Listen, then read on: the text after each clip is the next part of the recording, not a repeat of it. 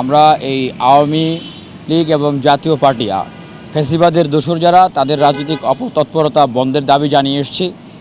এবং আপনারা লক্ষ্য করেছেন যে আগামী শনিবার জাতীয় পার্টির সমাবেশ ঘোষণা করেছেন জিএম কাদের, এবং তিনি এও বলেছেন যে যদি জীবন দিতে হয় তিনি জীবন দিয়ে হলেও সমাবেশ বাস্তবায়ন করবেন। এই কথাটা একটু বলতেই হয় যে আসলে উনি যদি এতই সাহসী হয়ে থাকেন তাহলে বিগত সময়ের ইলেকশনগুলোতে উনি জনগণের বিপক্ষে কেন অবস্থান নিলেন? এবং এই গণ অভ্যুত্থানের সময় আমি চ্যালেঞ্জ করে বলতে পারি যে উনি ছাত্র জনতার সাথে কোথাও কোনো মিছিল মিটিংয়ে অংশগ্রহণ করেন নাই। তো তাই এবং তার নেতাকর্মীদেরকেও কিন্তু তিনি কোনো নির্দেশ দেন না এই আন্দোলনে অংশগ্রহণ, কোনো স্টেটমেন্ট দেখাতে পারবেন, অথচ বলতেছেন তিনি নাকি আন্দোলনের সাথে ছিলেন।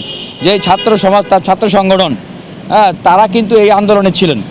এই কারণে নেতৃবৃন্দদেরকে তিনি অসহযোগিতা করেছেন, তাদের উপরে চাপ প্রয়োগ করেছেন। ছাত্র সমাজের সভাপতি সেক্রেটারি সহ তারা কিন্তু পদত্যাগ করেছে। যাই হোক, আগামীকালকে তারা যে কর্মসূচি ঘোষণা করেছে, আমরাও কর্মসূচি ঘোষণা করেছি যে এই ফ্যাসিবাদের শক্তির বিরুদ্ধে গণপ্রতিরোধ কর্মসূচি। এটি কেন্দ্রীয়ভাবে, এটি আপনার জাতীয় পার্টির যে কেন্দ্রীয় কার্যালয় বিজয়নগর, সেখানে এটি পালন হবে।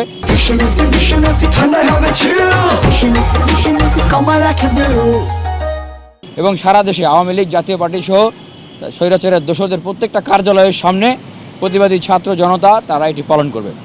আমরা জিএম কাদের সাহেবের বিবৃতি থেকে আমরা এটি দেখেছি যে তিনি বলেছেন যে তাদেরকে সমাবেশের অনুমতি দেওয়া হয়েছে। দেখেন, এত গুম, খুন, হত্যা, লুটপাট, লুটতরাজ, গণহত্যার সহযোগী, এবং জিএম কাদের সাহেব নিজে জানা মতো 2টা হত্যা মামলার আসামি, চুন্নু সাহেব 1টা হত্যা মামলার আসামি, এই বাবলা, পান্নু, এনারা সবাই হত্যা মামলার আসামি। এবং যেই এমপিরা তারা তো এই গণহত্যার মাস্টার মাইন্ডের সহযোগী, তাদেরকে কিভাবে আসলে সভা সমাবেশ করার অনুমতি দেয়? আর আমাদের কাছে সুনির্দিষ্ট তথ্য আছে এখানে আওয়ামী লীগ এবং তারা এই সমাবেশকে সহযোগিতা করছে, যে কোনো একটা মুখ বের করছে তারা আবার পুনরুত্থান ঘটানোর জন্য। এবং গতকালকেও সেই কার্যালয়ে আওয়ামী লীগের ক্যাডাররা ছিল, এবং ঢাকার সহ বাংলাদেশের বিভিন্ন জায়গা থেকে তারা এই আওয়ামী লীগ তাদেরকে বাসে লোক আনতে সহযোগিতা করছে। এই ইন্টেলিজেন্স তথ্য তো অবশ্যই প্রশাসনের কাছে আছে, তারপরেও তো তাদের এই ধরনের অনুমতি দেওয়ার কথা না। তাই আমরা নিশ্চিত হতে এসেছিলাম যে তারা অনুমতি দিয়েছেন কিনা। আমাদেরকে জানানো হয়েছে যে এই ধরনের কোনো অনুমতি দেওয়া হয় নাই।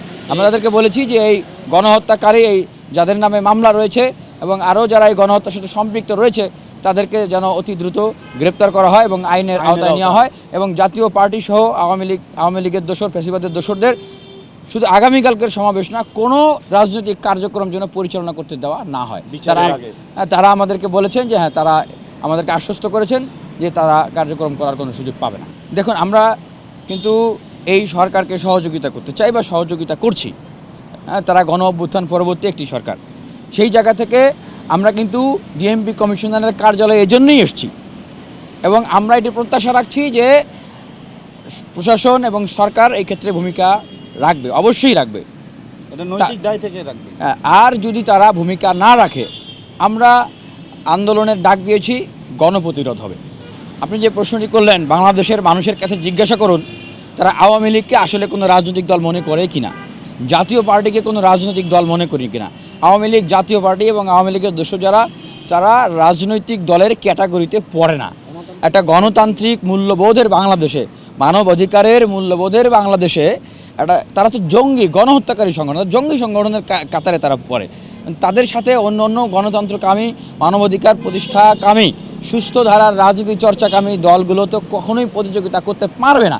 আর আওয়ামী লীগ, জাতীয় পার্টির কার্যক্রম কি বলি, আওয়ামী লীগ, জাতীয় পার্টি সেম টু সেম। গতকালকে তারা কি করেছে, আওয়ামী লীগ যা করতো, লাঠি, অস্ত্র, চাপাতি, রামদা এগুলো নিয়ে আক্রমণ করেছে, হেলমেট, গতকালকে জাতীয় পার্টি সেম কাজ করেছে আমাদের উপরে, লাঠি, হকি স্টিক, রামদা। আর আজকে আপনারা দেখছেন যে জাতীয় পার্টির যারা বিভিন্ন জায়গা থেকে নেতাকর্মীদের আস্ফালন কি, তারা ডাকতেছে যে আয় তোদের দেখে নিব, হ্যাঁ, লাইভে, এবং হত্যার হুমকি দিচ্ছে, হামলার হুমকি দিচ্ছে।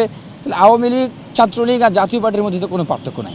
সুতরাং তাদেরকে বাংলাদেশে রাজনীতি করতে দেওয়ার কোনো সুযোগ নেই, এবং আগামী নির্বাচনে তাদেরকে অংশগ্রহণ করতে দেওয়ার কোনো ধরনের সুযোগ নাই। এটি শহীদদের সাথে বেইমানি হবে, শহীদদের রক্তের সাথে বেইমানি হবে। এবং যারা এই জুলাই গণ অভ্যুত্থানের আন্দোলনের সামনে ছিলেন, নেতৃত্ব দিয়েছেন, ছাত্র জনতা যারা যুক্ত হয়েছেন, স্পিরিটকে যারা ধারণা করেন, তারা কখনোই এটি মেনে নেবে না।